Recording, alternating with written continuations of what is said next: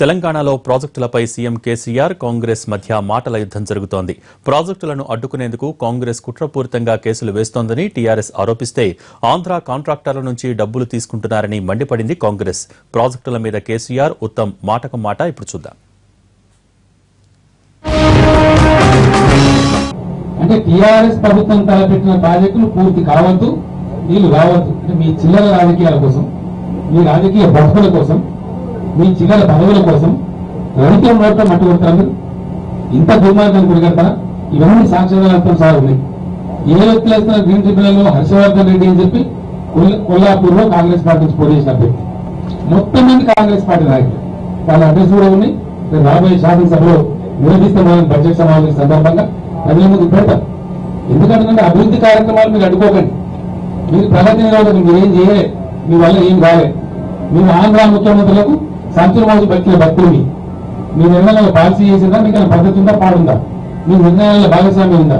బానిస భక్తులు బతికింది మీరు మాట్లాడిన అడ్డగోలు మాటలని ఏ విధంగా అహంకారం పెరిగిపోయిందో తెలంగాణ ప్రజలు కూడా గమనించాలని చెప్పి మనం చేస్తున్నాం. ఆంధ్రోల కదా సంచులు మోసినట. అసలు ఆంధ్రోలకి సంచులు మోస్తుంది, దోచిపెడుతుంది నువ్వు. వాటర్ గ్రిడ్ టెండర్ లో 30,000 కోట్లు దోచిపెట్టిండ్రు.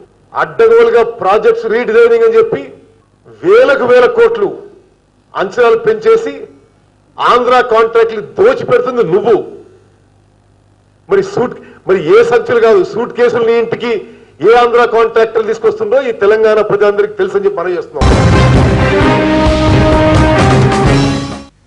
ఇక ఇటీవల తిరుమల వెంకన్నకు మొక్కు చెల్లించడం మీద సీఎం కేసీఆర్, సిపిఐ నేత నారాయణ మధ్య మాటల తూటాలు పేలాయి. ఈ కానుకలకు సంబంధించి కూడా కొంతమంది సన్నాసులు ఇష్టం వచ్చినట్టు మాట్లాడుతూ ఉన్నారు. వాళ్ళకి తెలివి ఉంటుందా ఉండదా, విషయాన్ని అధ్యయనం చేస్తారా చేయరా, ఏమైనా అవగాహనతో మాట్లాడతారా, ఎటుపడితే అంటే మాట్లాడచ్చు కూడా మాట్లాడతారా, అది కొంచెం అర్థం కాకుండా ఉంది. అది వాళ్ళ విజ్ఞతకి వదిలేస్తారు. ఏదైనా మాట్లాడే ముందు కొంచెం విజ్ఞతతో మాట్లాడాలి. ఈ కమ్యూనిస్ట్ పార్టీకి ఎప్పుడో కాలం తెలిపింది, వాళ్ళు అడిగిన లేదు, పడుచుకోలేదు. వాళ్ళు మాట్లాడతారు. ఆయన సులభం సుధాకర్ రెడ్డి మాట్లాడారు, చాలా బాధాగా చెప్తాను నేను మాట. ఆయన నాకు మంచి మిత్రుడు కూడా. అప్పట్లో నేను యాగం చేస్తే ప్రభుత్వ ప్రజలతో యాగం చేస్తానని మాట్లాడేటప్పుడు తెలివి ఉండాలి. ఏ డబ్బుతో చేస్తున్నారు, ఏం సంగతి కొంచెం చూస్తే మంచిది కదా. ఎవరైనా కూడా ఏది పడుతుంది మాట్లాడచ్చు, చెల్లుతుంది అనేటువంటి ఒక దుర్మార్గపు ఆలోచనతో దుష్ప్రచారం చేస్తా ఉన్నారు. కాంగ్రెస్ పార్టీ కూడా ఇష్టం వచ్చిన మాటలు ఇష్టం వచ్చిన రీతిలో మాట్లాడుతూ ఉన్నారు. ప్రత్యేక విమానాలు వేసుకొని, ప్రత్యేక వాహనాలు పెట్టుకొని, కోట్ల రూపాయలు ఖర్చు పెట్టి దాన ధర్మం చేయాల్సిన అవసరం ప్రభుత్వానికి లేదు. మీరు చండీ యాగం చేశారు, అది మీ వ్యక్తిగతం అన్నారు. మీరు ఒకటే చెప్తున్నప్పుడు కూడా ముఖ్యమంత్రిగా కాకుండా మీరు అలాంటి చండీ యాగం చేయగలరా అని అడుగుతున్నా. మీ చేత కాదు, ముఖ్యమంత్రి కాబట్టి చేయగలిగారు. ఎందుకంటే బెల్లం చుట్టూ చీమలు వస్తాయి కాబట్టి అట్ట ముసురుకున్నాయి. ఇప్పుడు కిరీటాన్ని తీసుకెళ్ళి ఇచ్చి మా మొగ్గురు తీసుకుంటాం అంటున్నారు. అంటే ప్రజల ఆఖరి రక్తం బొట్టు వరకు పోరాటం సాగించేటి వీరుడుగా నువ్వు అట్లాంటి ఇచ్చేటువంటి ఆ నైతిక హక్కు మీకు ఎక్కడ ఉంది?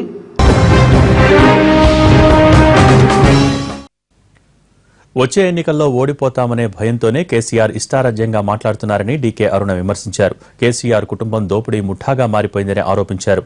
ఇటువంటి ముఖ్యమంత్రి ఉన్నందుకు తెలంగాణ ప్రజలు సిగ్గుపడుతున్నారని అరుణ ఆగ్రహం వ్యక్తం చేశారు. ఈరోజు కాంగ్రెస్ పార్టీ ఓ దొంగల ముఠా అన్నటువంటి ముఖ్యమంత్రి. దొంగల ముఠా కాంగ్రెస్ పార్టీ కాదు, నీవు నీ కుటుంబం ఒక దోపిడీ దొంగల ముఠాగా తయారై తెలంగాణను దోచుకుంటున్నారు.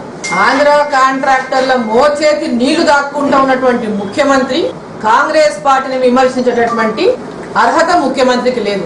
సెంటిమెంట్ తో ఓట్లు దండుకోవడానికి ఎంతటి స్థాయికైనా దిగజారుతున్నటువంటి ముఖ్యమంత్రిని చూసి ఈ రాష్ట్ర ప్రజలు సిగ్గుపడతా ఉన్నారు. చిల్లర రాజకీయాలు చేస్తున్నది, ఓట్ల కోసం చీప్ లిక్కర్ లాంటి రాజకీయాలు చేస్తున్నది కేసీఆర్ కుటుంబ సభ్యులు. నీ నోరు కంట్రోల్లో పెట్టుకో. ఇష్టం వచ్చినట్టు అడ్డదిడ్డంగా మాట్లాడితే ఈ తెలంగాణ ఉద్యమం కాదు. ఇంకా సెంటిమెంట్ల మాటలు, సెంటిమెంట్ల కథలు నువ్వు చెప్పి నీ పబ్బం గడుపుకోవాలనుకుంటే, ఓట్ల రాజకీయాలు ఇంకా నువ్వు ఈ సెంటిమెంట్ తోనే చేస్తాననుకుంటే వచ్చే ఎన్నికల్లో ప్రజలు నిన్ను గ్రామాల్లో కూడా తిరగనిచ్చే పరిస్థితి ఉండదు.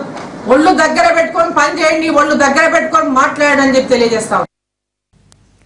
మరోవైపు డీకే అరుణ వ్యాఖ్యలకు కౌంటర్ ఇచ్చారు మంత్రి జగదీష్ రెడ్డి. కుటుంబ పాలన అనే మాట మాట్లాడే హక్కు వారికి లేదన్నారు. కాంగ్రెస్ పార్టీ ఇన్నేళ్ల పాటు ఎవరి అధీనంలో ఉందో ముందు తెలుసుకోవాలని అన్నారు. ఉత్తమ్ కుమార్ రెడ్డి, డీకే అరుణ కుటుంబాల నుంచి కూడా చాలా మంది రాజకీయాల్లోకి వచ్చారన్న విషయాన్ని గుర్తుంచుకోవాలన్నారు జగదీష్ రెడ్డి. కుటుంబం అని మాట్లాడతారు, డీకే అరుణ కుటుంబాల గురించి మాట్లాడుతుంది, ఉత్తమ్ కుమార్ రెడ్డి కుటుంబాల గురించి మాట్లాడతారు.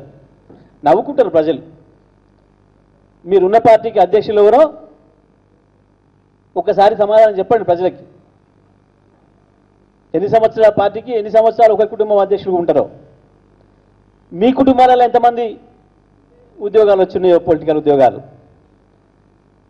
మీలాగేం పైరవీలు చేసి టికెట్లు తెచ్చుకోలే ఇక్కడ.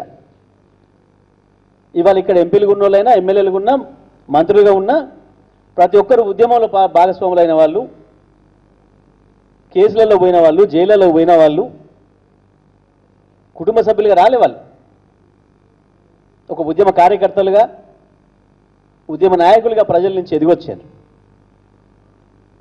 కుటుంబాల గురించి మాట్లాడే అర్హత కానీ ఆ నైతికత కానీ మీకు లేదు మాట్లాడడానికి. బులెటిన్లో షార్ట్ బ్రేక్ తీసుకుందాం.